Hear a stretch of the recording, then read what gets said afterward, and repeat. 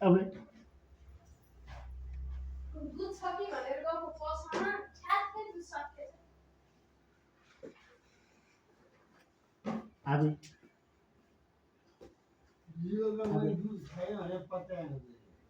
ठ्याक्कै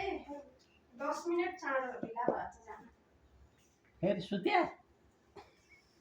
उठ्नु न भने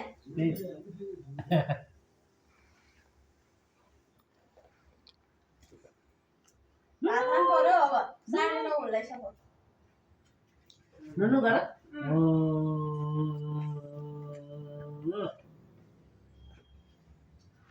उठेर चड्काइदिन्छ गाह्रो है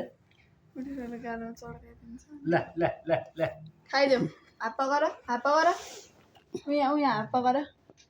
उम्मा गर गर्छ के भाइ गर न